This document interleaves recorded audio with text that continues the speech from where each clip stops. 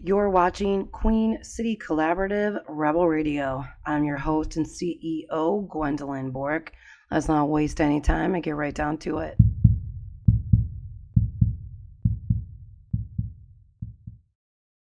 Hi, everybody. My name is Gwendolyn Bork. I am the CEO and Impact Strategist for Queen City Collaborative. This is my business consulting company that really helps businesses and business owners, as well as high net worth individuals, create some sort of social impact in their community and really create a legacy, something that's going to last long after their business is gone and long after they've left this earth. So today's podcast, I have owner of Osteria. His name is Nick. Nick, thank you for joining us. Hey, how are you, Gwen? All right. So, I got connected with you kind of in a sideways move when you made some pivots during this Corona crisis and helped out a non-for-profit in my local community. So we'll get to that. But first, just tell me, give me a little background. Where did you grow up? Where do you live? And, how did the birth of, your restaurant begin? Just like a couple minutes. Sure, yeah, absolutely. Again, Nick Pitillo. I grew up actually in Ellicottville long time ago. And then I kind of traveled all over the place for many, many years and worked everywhere, all over the country, from Arizona to Florida to Indiana, if you will. And then kind of worked my way back east and ended up working with the Senecas in the casino business, which is what brought me back to Western New York. And I guess that would be 17 years ago, something like that. My daughter, I came back when we were pregnant from Vermont, and my daughter's 16, so a little over 16 years ago. My first place, I opened Osteria a little over 7 years ago. And then I guess it'll be coming up on 5 years, I opened Villagio in Ellicottville. I grew up in Ellicottville. We had gone through a couple hard times, some personal things that happened, and what do you do when when things go south? You go home. And Ellicottville has always been my home. So had the opportunity to buy Villagio in Ellicottville. Long story short, couldn't pass it up. Had the opportunity to raise my daughter there, and my wife's a farm girl, so we have 25 acres out in the middle of the woods, and it's pretty awesome. So that's kind of my world prior to. We have a catering company called the Cajuns Catering, and Villagio and Osteria were really the biggest part of my business, actually. That's good to know. So just like your wife, I grew up in the country. I grew up in Colden and Springville in the hills. So yeah, right on. Springville and lived right on top of a hill on Boston, South Hill in Boston and Colden. So I get it. Right where it is. Yeah. I like space, on 75 acres. But yeah. We're getting there. We've got an option on another, I think, 18 right now and 17 that's landlocked. So it'll be about 45 when it's all said and done, hopefully. Right on. It's a little bit, people think it's so far out there. It's really not. Once you get on the 90 to 219, it's boop, you're there within, Well, it's funny. I lived in Clarence for the first, up until I moved out there 5 years ago. And when I moved, everybody's like, oh my God, you're driving so far. How can you do that? Well, it was 30 minutes to Clarence, right? Down 33, Genesee, over. And it's 45 minutes door to door from Osteria downtown to my door at home, which is, I like waking up in the country, to be honest with you. I'm okay with it. Yeah, it's beautiful out there. So with Osteria, tell us a little bit about, what your, what it means, number one. And then secondly, what kind of food you offer, what's the mood, what's the Sure. kind of atmosphere? Sure, kind of take it from, I want to say it was March 16th, I think it was, that Monday. That Sunday was the kind of the end of the season in Ellicottville, if you will, at our place there. And it was Mardi Gras weekend, which is typically a huge weekend for us. And that weekend, they cut off our occupancies and, things started getting hairy. And so we clearly didn't have the weekend we were hoping for. Kind of made the decision that Sunday night that we were going to close and figure it out, where, in Ellicottville, April's pretty slow to begin with. So we didn't want this to happen, but I don't think there's a good time for it to happen. But if there couldn't have been much of a better time from an Ellicottville business perspective, that it already starts to taper off in shoulder season, off season, if you will. It just came a little earlier. So that was that Sunday. And we kind of put everybody, we let everybody know that they were going to be laid off indefinitely until we could figure out what's going on. And then Monday was when the governor made the announcement that all restaurants and basically everybody is going to be closing at 8 o'clock that night. It was really a horrible couple days. I can't really describe looking at these people. And like I said, I've got people that worked with me for 14 years and I've only been open 7. So these people become a lot more than just employees to us. They're our family. And to look them, we have almost 60 employees. I had to tell everybody, I got nothing. I don't know what's going to happen. Everybody's going to have to go home, file for unemployment tomorrow. And dear God, I hope I can figure something out to get us back to work. And, it's a pretty lousy time for all of us. And then that was Monday. So then Tuesday, kind of felt sorry for myself all day, licking my wounds. And Tuesday late afternoon, I started going, all right, well, made a commitment to these guys to figure something out. What am I going to do?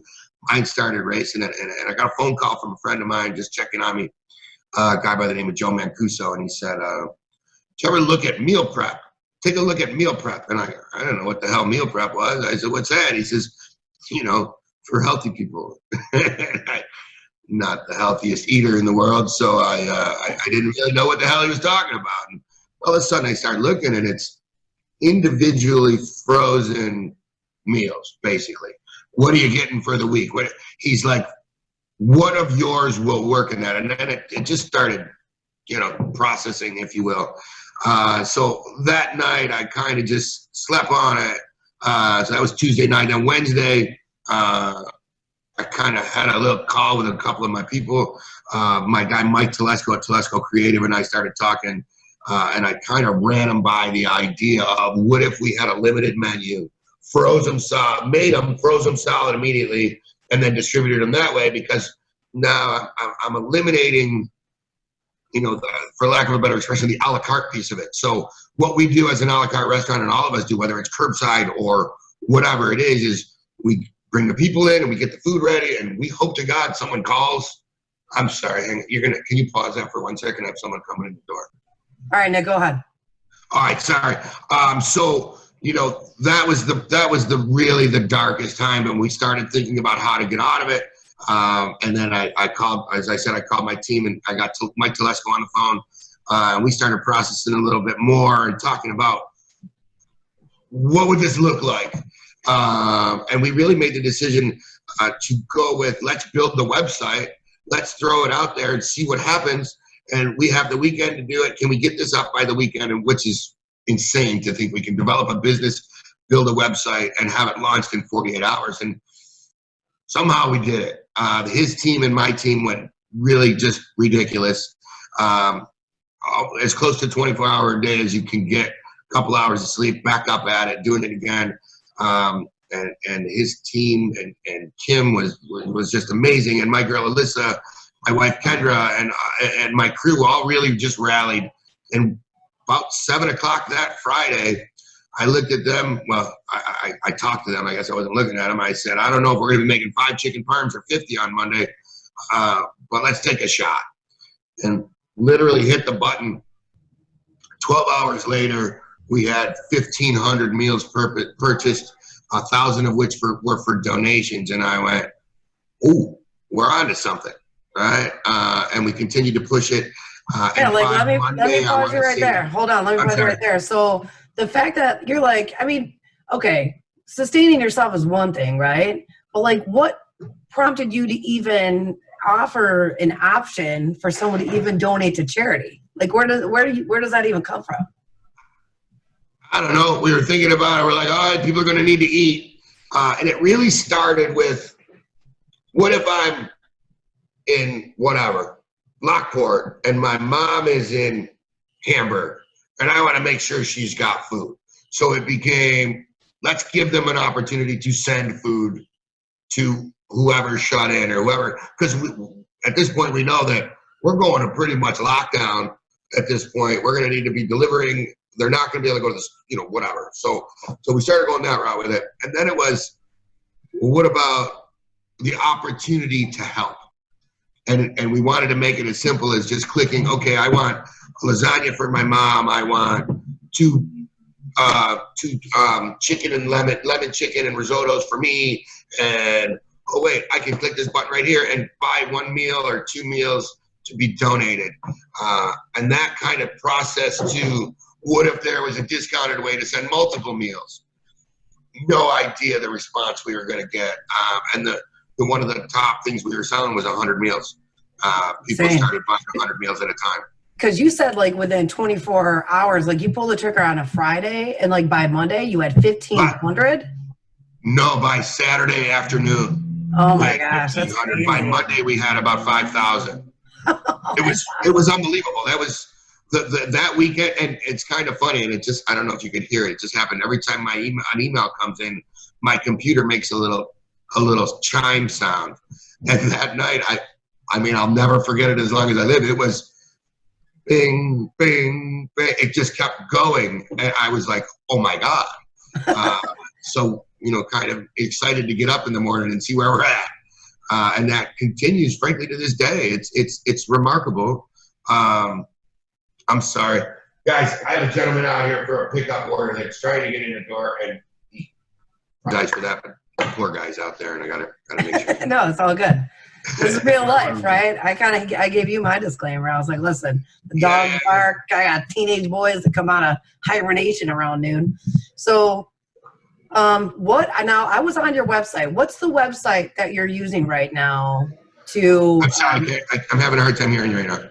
I said, what's the name of the website that you're using now? Oh, yeah. I'm sorry. So, yeah, I left that part out. I apologize. So, after I had talked to Mike Telesco and that Tuesday afternoon and Wednesday, I think it was Wednesday I talked to Mike.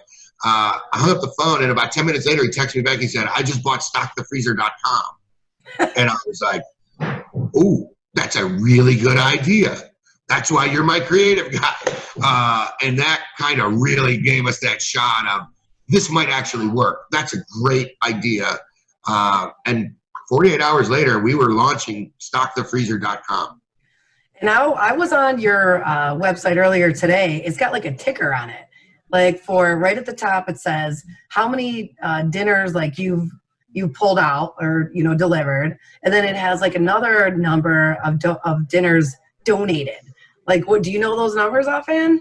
Well, it's the number of meals purchased and donated, and then the number of meals delivered. Okay. All right. So what we really try and do is every morning at 9 o'clock, I have a meeting with my team, and we talk about the top number. And yesterday we topped 15,000 meals delivered. Ordered and purchased for donation, which is really that's my carrot. That's my target. And I think way more impressive than that is the fact that as of yesterday, we had over 13,000 meals cooked and delivered to people in the community that were in need. And that's insane. I mean, to be able to sell them is one thing, but to be able to get them cooked and get them delivered, get them cooked, frozen, and delivered, it was really a pretty amazing feat to be a part of, and it continues right now.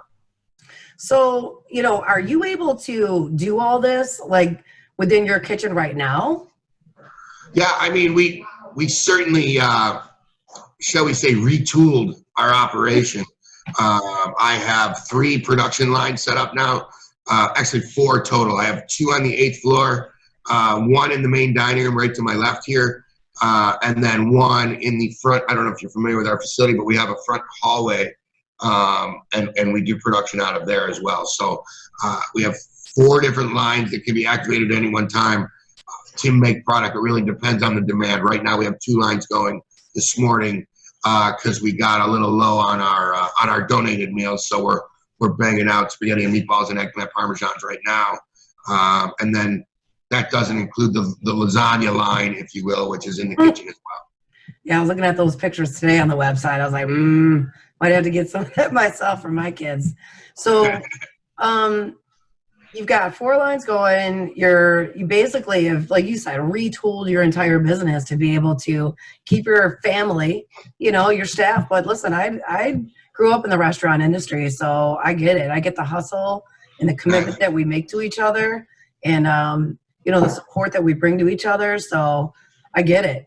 Some of my little local watering hole over here in Lancaster, 99 brick oven. Those people, they're my family too, and it's heartbreaking when you can't see them, much less know what's going to happen. Yeah. To the people that do go there, all the time. So, with all these meals that you're doing, and you're saying like, what are the options? So you're delivering. Well, okay, how far? And if you're still doing curbside too, right? We actually just started curbside because I'll tell you, the first 3 weeks we couldn't get caught up. We were making food as fast as we could. I was neglectful. I didn't mention a couple of my people that really rallied for us. I have I think it's 10 by 10 foot freezer in my building. That's a big freezer for someone. Not even close. I mean, we had to basically wrap and save everything that we could, all of our proteins and our high end stuff. So our freezer was almost full, and we had this idea of stock the freezer. Well, I didn't have the freezer space, so what the hell am I going to do?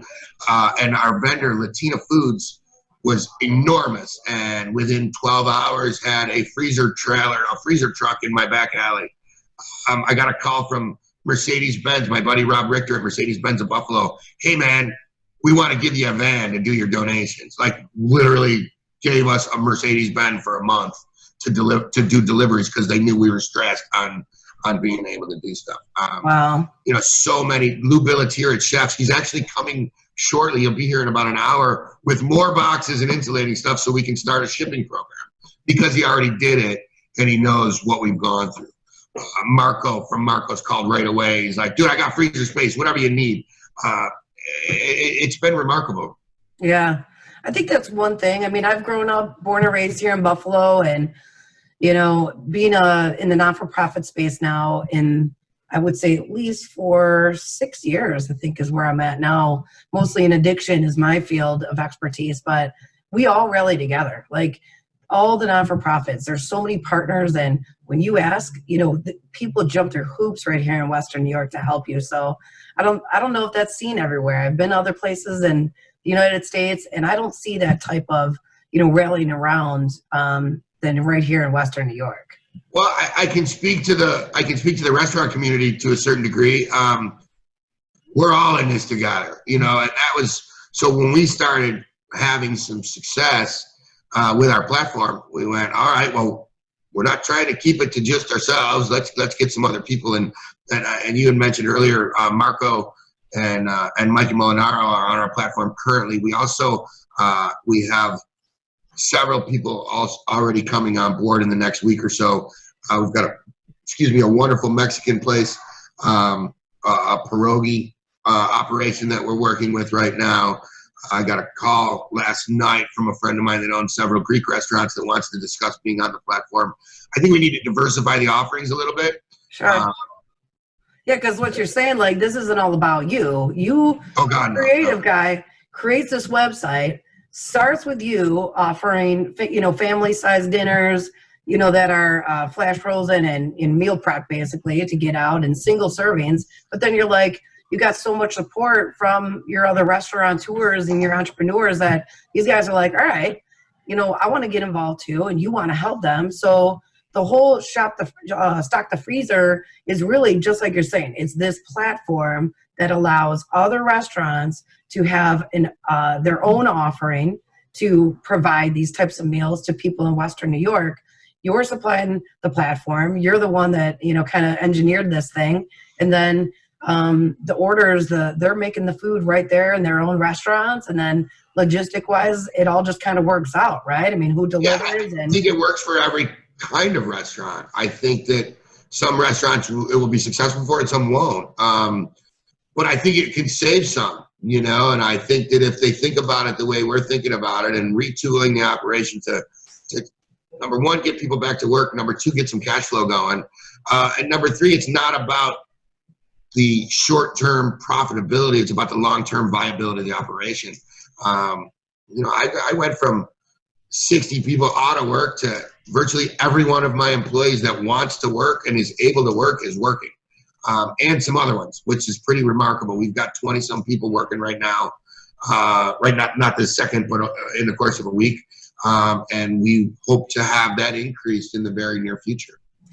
Yeah. And I mean, it's not about, it's about keeping businesses afloat and, like you said, cash flow. But I think for a lot of these employees, because you guys are family, I think a lot of this too is like just to know that they're doing something that is benefiting not only, the restaurant and the business and the restaurant community, but also like they're supporting the community. And, we work with, we do a lot in the mental health space and our non-for-profit with Focus. And that's a big one right now because there are people stressing out. They're anxious. They don't know what's going to happen. People are afraid to even go to the grocery store. You got Instacart, basically blowing up, but then you're an Instacart shopper and people are getting sick, a personal friend of mine. So it's like, you just don't, everybody's on the front lines right now. If you're out there at all trying to make a living and trying to support your family or trying to provide a service for other people. So like, give me like some highs, like some emotional moments throughout this process for your, aside from the support, obviously Latino Foods and the truck, the van from Mercedes-Benz, like any kind of moments you want to share throughout this where you're like, yeah, the first one, honestly, that pops into my head was 24 hours ago. We have some younger kids working for us that are in the early, I think 20. Jerry just turned 20. Actually, no, he's turning 21 next week, I believe. So he's still 20, but he's pretty excited about that, I can tell you. But the kid, I don't want to single him out, but he's definitely been motivational to me personally. When we made our first delivery to St. Luke's, he was like, man, this place helped my family. I want to come. And I was like, damn, all right, let's go. And now, 4 weeks later, I see him and his boys and his people coming to work excited every morning. And yesterday he posted a really heartfelt video directed at my general manager and I to discuss how much it meant to him to be able to make these impacts in people's lives. And that, in a nutshell, is really just the coolest thing that I think happened to me personally since this all started. There have been just so many emotional moments. I think the first one that popped into my head was I was, early on I was doing deliveries and I said, all right, I'm going to take this group of deliveries. And I was actually out in Lancaster in your neck of the woods. And this woman, I said, we were all so new to it. I don't think masks were even necessary or weren't mandatory yet. And I brought the food up to the table or to the door, a little knock, and this woman came out with the mask on, and I'm like, "Do you want me to?" I was just trying to be nice. You want me to bring it in? She said, "No, honey, I'm recovering from cancer, and so I don't want to be compromised. But thank you so much." And she went on to thank us for getting it to her because she couldn't have gotten that quality of food another way. And I had great pleasure in telling her that I was actually on my way to Roswell directly after that drop. And I sat in my car and cried for 10 minutes just thinking about her and how hard this was getting for everybody. And that's 4 days in. So 5 weeks later, those are a couple of the ones that really pop into my head the most. But I find myself really drained emotionally a lot, just from the pressures of the world that everybody's having and being able to help them. And it's really a great feeling to like I said, we have a 9 o'clock meeting every morning, and looking in everybody's eyes, they're ready to go. They want to help. And that's the epitome of the essentialness of what we're doing. I think it's great. And frankly, it's giving everybody the chance to contribute. Yeah, that's a very great statement, giving people the chance to contribute. I think we get so busy in life that we don't realize, the joy that you could get from, serving at an organization as a volunteer, and just those little moments that you can share with someone could impact your life forever, So I feel you on that one. And we talked about this a little before, we started the interview, but I'm a Generation Xer, so I was born in '79. When were you born, Nick? A long time ago. 67. I'm 52. I'll be 53 next week. All right. So it's like we're in a new world, like I'm that as an Xer, I'm kind of like the bridge between the boomers and the millennials. And then things have changed, the way, the boomers, it's like, they go to work and they stay there until the day they die. Right. Xers, it's like, we're definitely more committed to wherever we work, and we really want to create those long-term relationships. But we may leave after 7 years. You get to the millennials, it's like, maybe 3 years tops. I like to follow my friends wherever they go. The social atmosphere, that's kind of more important for me. Less, that's less commitment to where they're at. You get into the Generation Ys and X, they're like, listen, I just want to make a difference. I like to be independent. I want to be free. I don't want to get stuck to buying they grew up during, the recession of '08. So it's like, you don't know they don't know. They've grown up in that uncertainty of, holy crap, the stock market took a big, dip in '08, and we had this recession, and I don't know if I want to have all this overhead in the house and this and that and this. So that's where Airbnbs came from, and, just this whole new world of less ties to things, but more commitment to making a difference in their community. So you're doing an awesome job as a leader in our communities, to these next upcoming entrepreneurs and business leaders, and commend you on everything that you're doing. And I guess that there's, one thing that, what's the plan moving forward? So you've created a monster, it sounds like.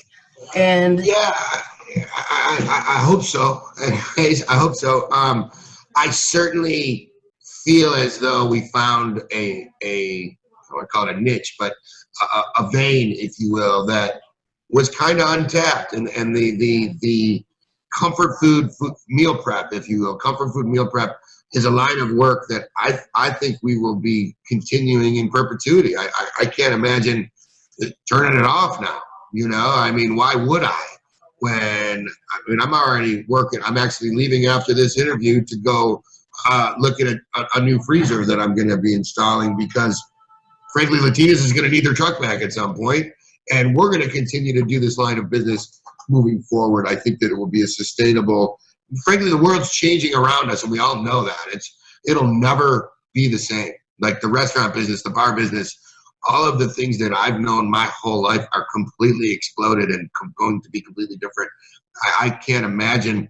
Everybody's like, open the economy. Well, it's not like they're going to push a button and everybody's just going to run back to the bars and restaurants. And the area I'm sitting right now, there were 3 tables of 2 sitting in this 7-foot spot. Nobody's doing that anymore. So we're going to lose our occupancy numbers. We're going to have to lose tables, at least until there's a vaccine. Who knows how long before people become comfortable in those scenarios. So we got to rethink everything. The business model itself of the a la carte restaurant, there's no way it's the same. There's no way. So how do we react? We don't know. Nobody has any idea. But I can tell you that if I can get, 10 or 20% of my revenues replaced by frozen products that I don't need. Remember, we referenced the a la carte model. I can have production on whatever, Tuesdays and Thursdays, and know that the freezers are full and I can distribute that product for the rest of the week. I know what my costs are. I know what my orders are. That's not the case in a la carte restaurants, and that's what makes this business model attractive. Like I said, it won't work for everybody, but if your food, it can be packaged into small portions at a reasonable price, frozen and shipped, might be something to look at. So we are encouraging, as I said, we've got a couple of restaurants on right now. In the next week to 10 days, we should have a minimum of 3 more on the platform. We are looking to expand to different areas. Batavia will be on board first as a out of town, even though it's considered Western New York. And then we'll be moving to other towns as well and seeing if they want to try it, because it works. It 100%. There's no doubt in my mind that it can work for the right people. Yeah. So what if I, give me like a just quick overview. If I were to order off the website right now, like I live in Lancaster. how far out are you shipping? And is it right through the platform? It's by restaurant, right? So ours is 15 miles from here. I'm in Osteria. If you order from, you click Villagio, which is the same menu because it's the same food. But the difference is if you click that, your 15-mile radius starts in Ellicottville instead of Buffalo, right? So I have, I think today's Friday, they're doing deliveries in Ellicottville today. So we load the stuff up in the freezers, we bring it down there, we freeze everything, obviously, and then it's distributed, still frozen, throughout Cattaraugus County as well. Niagara County is Molinaro's. They get their orders, they deliver. Everybody has delivery days. We do curbside pickup on specific days as well. And we are, hopefully by early week, I think this weekend we'll start with a shipping option as well. So you want to send it to, you want to send it to your mom in Cleveland, pack it up, put it in a box, send it, it's overnight, it's done. I think we're at about $55 a shipment to get it, which sounds like a lot. I sent a shipment to a friend of mine. It was a Friday. I was sending it for Saturday delivery. It was a little heavy. It was about 50 pounds, a little over 50 pounds. And the guy says, "Well, that'll be $436." I'm like, I was passed out. I'm like, you got to be kidding me. There's $100 worth of food in here. It's a $400 to ship it. And so I can tell you, I've learned a lot about the shipping industry in the last couple of weeks. Yeah, I know. So I went from $436 to $50 for a box about half the size, but it beats the hell out of $436. It does. So what days are you offering people to pick up the food? Because I'm going to have to give me pick up at Osteria right now is 5 days. I want to say it's 3 days at Villagio. Every restaurant has to set their own parameters of what they're comfortable with.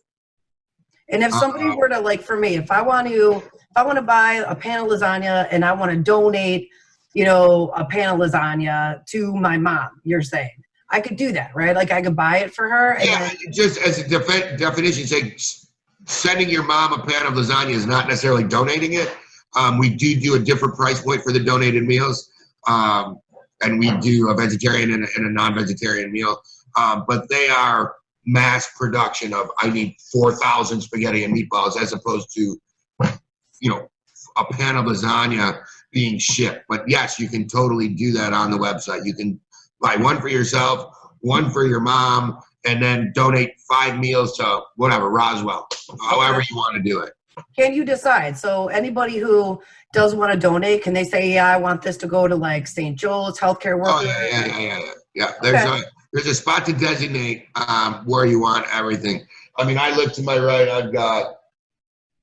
Yesterday I got 1,900 orders.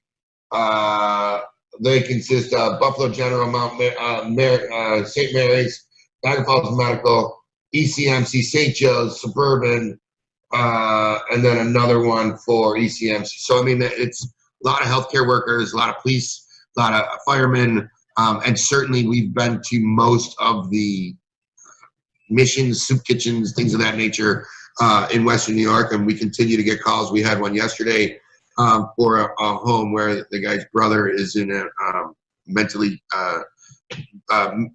rehabilitation center where I want to say there's 100 people living there. And we sent 100 meals over so they could have a nice meal because he said, I don't want to say where it was because he said the food sucks, and I don't know where it was. I don't want to know. Yeah. But we were thrilled to be able to help him. And he's a friend in the restaurant industry and gave me a heads up. We have 500 meals over at Kleinhans being distributed to restaurant workers with another 500 on the way whenever they need them. Response to love, Sister Janice over there is my girl. We love her very much. She got another 300 the other day. St. Luke's on the east side, and my man Gino over there, they've gotten, I want to say, their 3rd or 4th shipment already. Thurman and Patty Thomas bought 1,000 meals for the inner city and added another 250 for Niagara Falls, actually, short time thereafter. Ross Salino bought 1,000 and said, just get them where they need to go. So people are stepping up. My buddy Sean Cornelius down in Cattaraugus County, I want to say he just bought his 400th meal to be donated as well. It's remarkable, and I think I mentioned it, but it's just as important, that person that buys that one, as that person, because that one means as much to that person that bought the 1,000. Sure. You know what I mean? It's an opportunity to help, and at the same time, you're putting somebody back to work. I mean, there's no debating that. There was some misconceptions, if you will. Oh, Nick donated 15,000 meals. Well, no, Nick didn't. I wish to God I could. If I had the money to do it, I would do it. But what we've done is be the conduit for others to do it. And in doing so, we were able to put, like I said, 20 people back to work, keep rent paid, keep the lights on, keep everything moving. And that's pretty cool. Yeah. Pretty cool. So hypothetically, let's say governor turns the economy back on, everybody can go out and do what they want. Tomorrow, if that were to happen, and it's not likely, but hypothetically, you're still going to have, the stock the freezer site up. People can still then, even at that point, donate meals to whoever, right? Yeah, I think that piece of it will never go away. There's always something that needs it. There's always as we know, there's always needs in Western New York, but there's needs everywhere. Jose Andres Chef Jose Andres is really doing some cool things. They've got over a million meals donated around the world. Puerto Rico has an earthquake. That dude's getting on a plane and making meals for people. So he's who we want to be when we grow up, if you will. We think that there's a way to continue this, to do this in perpetuity. We really mean that. We think that this can be successful around the country as well. Well, I appreciate, you putting time aside. I wasn't expecting being able to get through actually so quickly, Nick. So thank you so much for. Oh, my pleasure. Yeah, taking time out of your day to tell us your story, tell us how you moved, you adapted, and ultimately not only kept your people working, but provided healthy food, food and good food, that comfort food. I get it, to people in our community as well as, those in need, because there are a lot of people that, have a lot of uncertainty in our impoverished areas. And I can't imagine how good they feel when they get that meal in their bellies. So I hope to get you on a future episode just to kind of see, hey, like this was then, this is now, see how things have changed as the economy changes and we move through this whole crisis and see where you guys end up. I'd love to do it in the future. I want to make note, if you look at the main Stock the Freezer page, it's changed a little bit since we brought the other restaurants on. You would have to hit Osteria or Villagio, but let Nani feed you is our slogan. And that's Nani is actually my 82-year-old mother, who is hand making the manigates for sale that will be up on the website starting tonight. So there's a limited number of them because she's 82, but little shout out to Nani. We love you, Nani. That's awesome. I love Nani too, just for getting in the kitchen and helping you out. It's amazing what There's a great Instagram picture of her rolling manigates yesterday. It's pretty cool. Yeah, right? Take those pictures, It's good memories other than in our brains, Yeah, 100%. All right, Nick, listen, I'm going to let you go. Thank you so much for your time, and we'll be in touch real soon. Thank you. Thank you so much. Bye-bye now.